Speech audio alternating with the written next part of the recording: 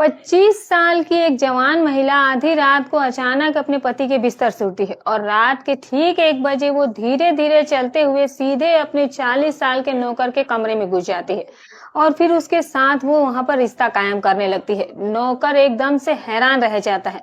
अब जो नौकर था उसे भी काफी मजा आने लगा था और फिर जो महिला थी वो नौकर से बार बार कहने लगती है कि आज मेरे साथ तुम रात भर रहो।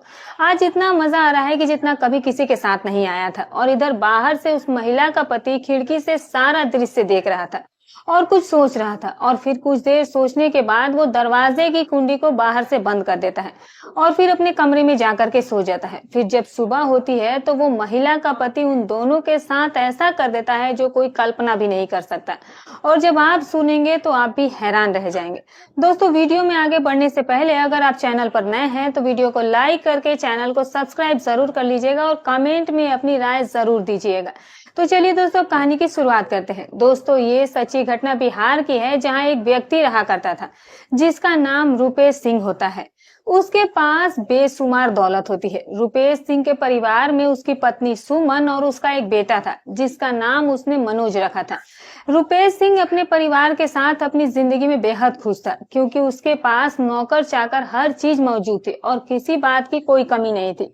रुपेश सिंह अपने बेटे की परवरिश जो था वो बहुत लाड प्यार से कर रहा था। इसी तरह से समय धीरे धीरे निकल रहा था। रुपेश सिंह अपने बेटे मनोज को खूब पढ़ाता लिखाता है और कहता है कि बेटे, तुम्हें किसी बात की कोई चिंता नहीं करनी है क्योंकि हमारे पास बेशुमार दौलत है।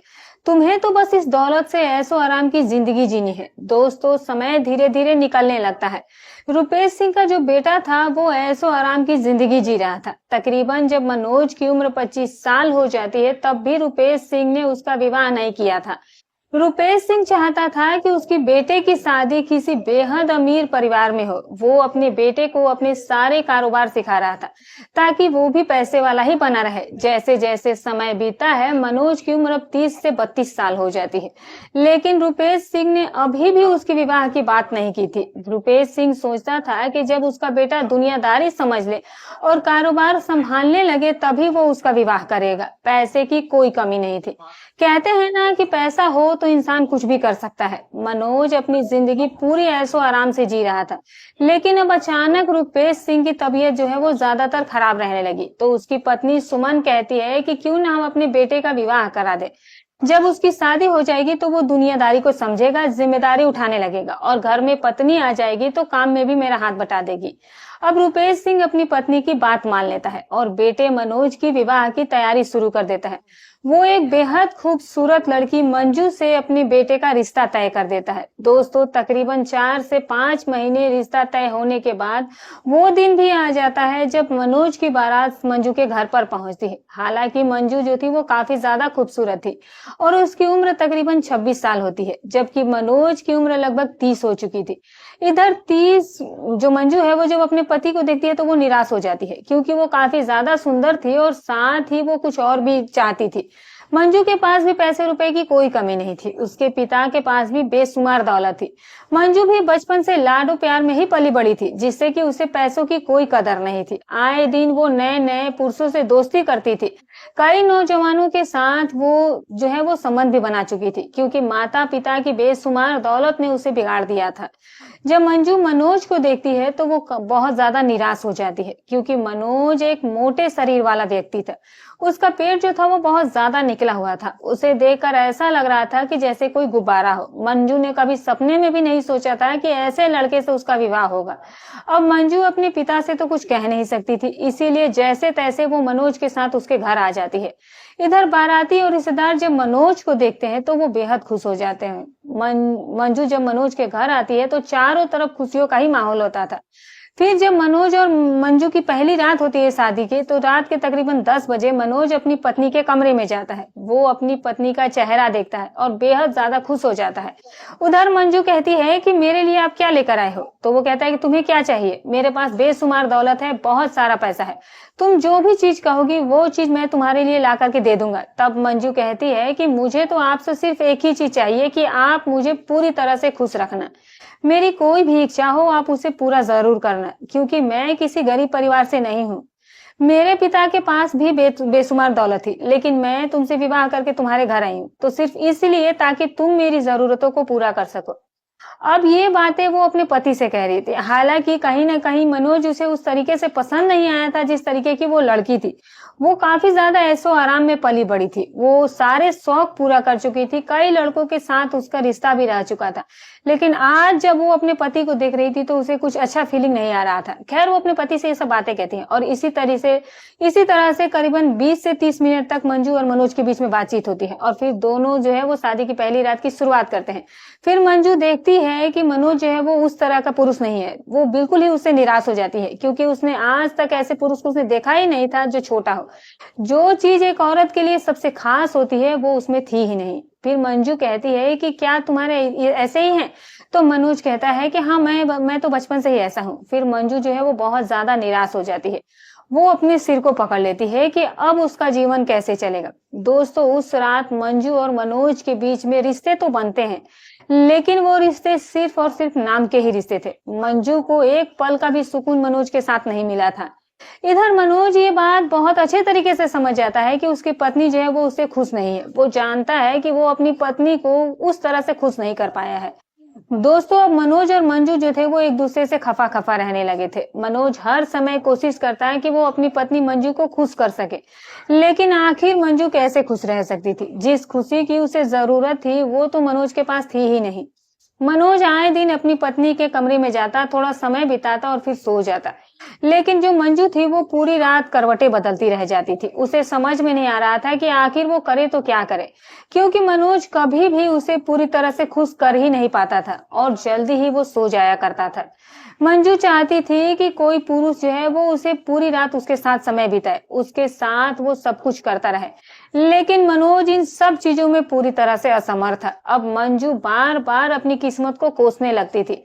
उसे समझ नहीं आ रहा था कि आखिर वो करे तो करे क्या। इधर तकरीबन 1 से 2 साल ऐसे ही गुजर जाते हैं और इन 2 से 3 सालों में मनोज और मंजू का एक लड़का भी हो जाता है। दोस्तों, मनोज और मंजू का एक बेटा तो हो जाता है, लेकिन मंजू फिर भी किसी तरह से खुश नहीं थी। इधर मनोज के जो पिता थे, जिनका नाम रुपेश सिंह था, वो एक गंभीर बीमारी के चलते इस संसार को छोड़ करके चले जाते हैं। अब सारी जिम्मेदारी मनोज के ही ऊपर आ जाती है। उनके जो भी कारोबार थे वो अब अकेले मनोज को ही संभालने थे। बचा खुचा जो थोड़ा बहुत समय था वो अपनी पत्नी मंजू को दिया करता था। अब वो समय भी वो उसे नहीं दे पा रहा था। अब मंजू अपने कमरे में अकेले ही करवटें बदलती रहती थी। बेशुमार दौलत होने के बावजूद भी उसके पास एक पल का सुकून नहीं था। दोस्तों, कहते हैं कि दौलत से इंसान की पूरी भूख नहीं मिट सकती और यही स्थिति उस समय मंजू के साथ भी थी। रुपेश सिंह के मौत के बाद 4 से 6 महीने बीत जाते हैं और मनोज पूरी तरह अपने पिता को कारोबार के संभालने में उलझ कर रह जाता है। अब वो अपनी पत्नी मंजू का ख्याल भी नहीं रख पाता था। इधर मनोज का एक बहुत पुराना वफादार नौकर था जिसका नाम कुंदन होता है। उसकी उम्र तकरीबन 40 साल के करीब होती है। कुंदन अधिकांश घर के कामकाज किया करता था। रुपेश सिंह के घर में किसी भी चीज की जरूरत हुई थी या फिर कोई भी जिम्मेदारी होती तो वो कुंदन ही संभाला करता था। दोस्तों, कुंदन ने अब तक शादी नहीं की थी। वो एक हट्टा कट्टा मजबूत शरीर वाला व्यक्ति था, क्योंकि उसने अपना शरीर जो था वो ठोस बना रखा था और ब्रह्मचर्य का वो पालन करता था। अब धीरे धीरे समय निकलने लगा और जब रुपेश सिंह का बेटा मनोज अपने घर पर ज्यादा नहीं रहता तो कुंदन रुपेश सिंह की बहू मंजू की सभी जरूरतों का ध्यान रखने लगता है। मंजू भी अब कुंदन को अधिक देखने लगती है। एक दिन वो गौर से देखती है कि कुंदन जो है वो एक हट्टा कट्टा सुडौल बदन वाला व्यक्ति है। उसके शरीर को देखकर मंजू जो है वो उस पर दीवानी हो जाती है। कहीं ना कहीं मंजू के दिमाग में ये ख्याल आने लगता है कि अगर कुंदन उसके साथ समय बिताए तो वो उसे वो सुख दे सकता है जो सुख उसके पति मनोज ने उसे कभी नहीं दिया था। अब मंजू जो थी वो धीरे धीरे कुंदन की तरफ आकर्षित होने लगती है। मंजू की सास सुमन अधिकतर भगवान की भक्ति में लगी रहती थी और आसपास के मंदिरों में वो पूजा पाठ के लिए जाया करती थी। इधर अब घर में अकेले मंजू और कुंदन ही रहा करते थे। एक दिन की बात है, मंजू की सास सुमन जो थी वो अपने रिश्तेदारों में किसी धार्मिक अनुष्ठान में गई हुई थी और इधर मंजू का पति मनोज वो कारोबार के सिलसिले में पहले से ही घर पर नहीं था। अब घर में सिर्फ 2 ही लोग मौजूद थे, मंजू और कुंदन। रात के लगभग 11 बजे मंजू नौकर कुंदन को आवाज देती है और कहती है कि कुंदन इधर आओ। कुंदन डरते डरते अपनी मालकिन के पास जाता है क्योंकि मालकिन की उम्र लगभग 25 से 26 साल थी और कुंदन की उम्र लगभग 40 साल की थी। कुंदन कहता है कि मालकिन बताइए क्या बात है। तो मंजू जो थी वो बिस्तर पर उस समय लेटी हुई थी, उसके शरीर के कपड़े इधर उधर हुए थे। कुंदन कहता है कि मालकिन ये सब क्या है, आपने किस लिए मुझे यहाँ पर बुलाया है। तब मंजू कहती है कि मेरी कमर में मोच आ गई है, बहुत ज्यादा दर्द हो रहा है, मैं उठ तक नहीं पा रही हूँ, तो तुम ऐसा करो कि थोड़ी सी मालिश कर दो। कुंदन कहता है कि मालकिन आप ये क्या कह रही हैं, मैं आपके शरीर पर मालिश कैसे कर सकता हूँ। तब मंजू कहती है कि क्यों नहीं कर सकते, तुम हमारे नौकर हो, नौकर से जो कहा जाएगा वो क्या मना कर सकता है। कुंदन अब इन बातों को समझ रहा था कि जरूर मालकिन जो है उनके मन में कुछ गलत चल रहा है।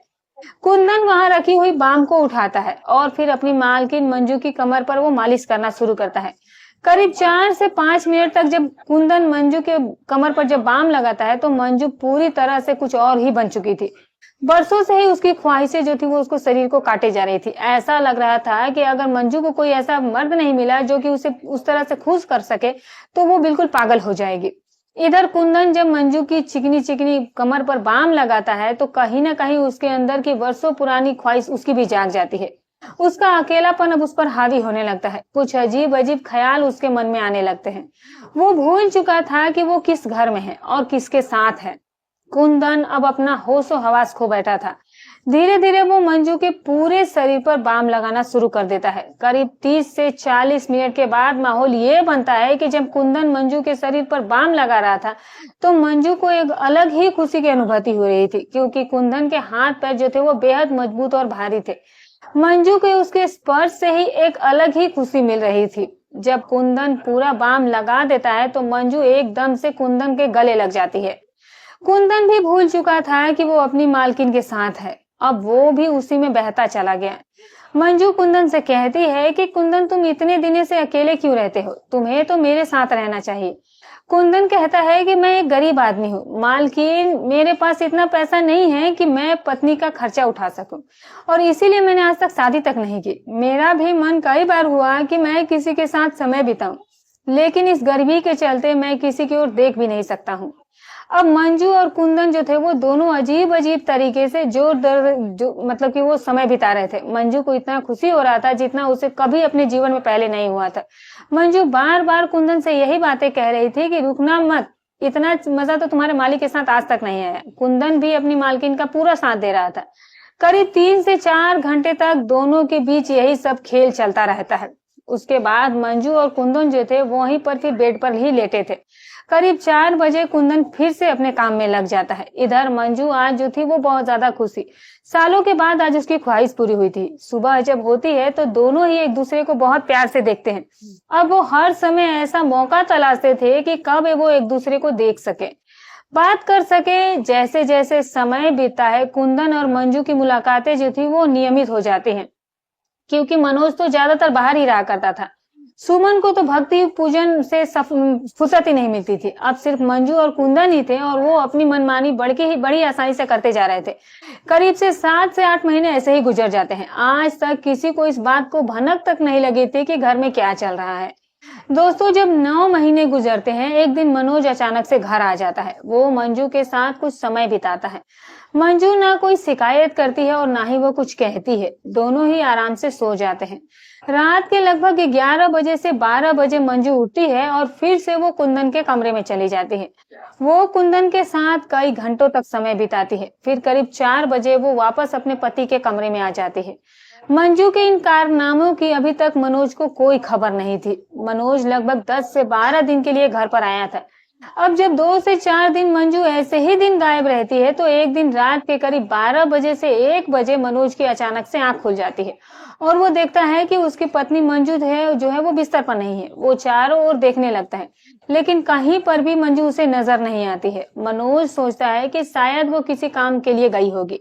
रात के 12 बजे से 1 बजे का समय होता है। मनोज सोच में पड़ जाता है कि आखिर इतनी रात को ये कौन सा काम करने गई होगी।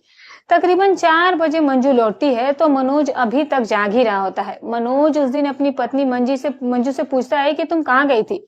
तो मंजू जो होती है वो जवाब देती है कि कुछ नहीं, मैं बस काम से गई थी। अब मनोज ज्यादा बहस तो नहीं करता, लेकिन कहीं ना कहीं ये बात उसे अंदर तक छू जाती है कि आखिर 4 से 5 घंटे तक वो गई कहाँ पर थी। जैसे ही अगला दिन आता है, मनोज मन ही मन सोच लेता है कि आज वो पूरी रात जागेगा और मंजू को रंगे हाथ पकड़ेगा। लेकिन उस दिन मंजू जो है वो मनोज के पास से कहीं जाती ही नहीं है। अब जैसे ही दूसरा दिन होता है, मनोज फिर से पूरी रात जागने की कोशिश करता है। रात के करीब 12 से 1 बजे के बीच मनोज देखता है कि मंजू जो है वो उसके कमरे से उठ करके सीधा नौकर कमरे कुंदन के कमरे में जाती है। कुंदन के कमरे में जाने के बाद मंजू और कुंदन जो थे वो एक दूसरे के साथ जो है वो समय बिता रहे थे। मनोज खिड़की से सारा नजारा छुप छुप करके देख रहा था। जब दोनों लिपट करके बातें कर रहे थे, तब मंजू कह रही थी कि अब मैं तुम्हारे बिना रह नहीं सकती, या तो तुम मेरे पति को रास्ते से हटा दो या फिर मुझे यहाँ से भगा कर ले चलो। कुंदन कहता है कि तुम्हें भगा कर ले जाने के लिए मेरे पास एक पैसा नहीं है, मैं तुम्हें कहाँ ले जा करके रखूंगा, क्या मैं तुम्हें वो सारे सुख दे पाऊंगा जो तुम्हें यहाँ पर मिल रहे हैं। मंजू कहती है कि मुझे दुनिया की कोई दौलत नहीं चाहिए, मुझे चाहिए तो सिर्फ तुम्हारा साथ। ये सब चीज देख करके मनोज को अपनी आंखों पर विश्वास नहीं हो रहा था। 15 से 20 मिनट बाद वो देखता है कि मंजू और कुंदन जो है वो अजीब अजीब तरीके से एक दूसरे के साथ सब कुछ किए जा रहे थे। मनोज को कहीं ना कहीं अपनी कमी का एहसास होने लगता है। उसे समझ आ जाता है कि वो अपनी पत्नी को खुश नहीं कर पाया, क्योंकि वो तो पिता के कारोबार में ही व्यस्त हो गया था। उसे पूरी गलती का एहसास हो जाता है। अगली सुबह मनोज अपनी पत्नी मंजू से कहता है कि आखिर ये सब कुछ क्या चल रहा है, तुम मेरे पीठ पीछे ये सब कुछ क्यों कर रही हो, आखिर तुम्हारे ये सब करने की क्या जरूरत पड़ गई। अब चूंकि मंजू नहीं जानती थी कि मनोज ने उसे उस हालत में देखा है या उसने कुछ बात सुना है, इसीलिए वो बिल्कुल ही अनजान थी। वो कहता है कि इससे तुम्हारी वजह से हमारे खानदान पर धब्बा लग सकता है। तो मंजू साफ साफ कह देती है कि जिन चीजों को तुम नहीं कर सकते, अगर मैं वही दूसरे से करवा रही हूँ तो फिर तुम्हें दीवार बनने की क्या जरूरत है। मंजू बुरी तरह से अपने पति से झगड़ने लगती है। मनोज भी मंजू को डांटने लगता है। हम बहुत अमीर लोग हैं और वो तो सिर्फ एक पुराना नौकर है, उसकी इतनी औकात भी नहीं है कि वो 2 वक्त की रोटी खा सके। हमारी रहमो करम पर वो पलता है, अगर हम उसे नौकरी से निकाल देंगे तो वो भूखा ही मर जाएगा। लेकिन मंजू मनोज की कोई बात नहीं सुनती। उस दिन दोनों के बीच जोरदार झगड़ा होता है। ये झगड़ा करीब 3 से 4 दिनों तक चलता है। आखिरकार मनोज अपने नौकर कुंदन को नौकरी से निकाल देता है।